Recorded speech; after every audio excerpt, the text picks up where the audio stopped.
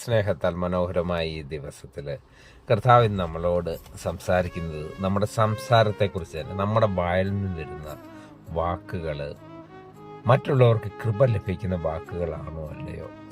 ആത്മീക വർധനയ്ക്കായിട്ട് കൃപ ലഭിക്കുന്ന വാക്കുകൾ നമ്മുടെ വായിൽ നിന്ന് പുറപ്പെടണമെന്ന് കർത്താവായ യേശുക്രിസ്തു നമ്മളോട് ആവശ്യപ്പെടുകയാണ്. എഫെസ്യർക്ക് എഴുതിയ ലേഖനം 4:29 പറയുക, നമ്മളെ ദൈവം യേശുക്രിസ്തുവിൽ തിരഞ്ഞെടുത്തിരിക്കുമ്പോൾ നമ്മുടെ ജീവിതത്തിൽ നമ്മുടെ സംസാരം നമ്മൾ മറ്റുള്ളവരോട് സംസാരിക്കുമ്പോൾ അവർ പറയുന്നതിൻ്റെ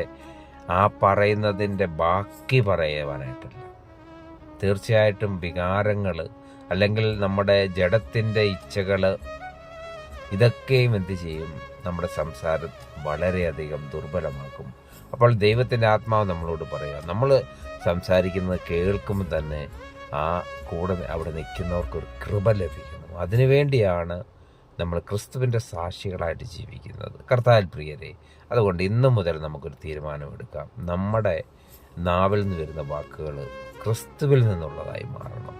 എഫെസ്യർക്ക് എഴുതിയ ലേഖനം 4:29 പറയുന്ന ഈ ഒരു വചനഭാഗം എല്ലാവർക്കും അനുസരിക്കുവാനുള്ള കൃപ തരട്ടെ എന്ന് പ്രാർത്ഥിച്ചുകൊണ്ട് നല്ലൊരു ദിവസം ആശംസിക്കുന്നു. ദൈവം എല്ലാവരെയും അനുഗ്രഹിക്കട്ടെ.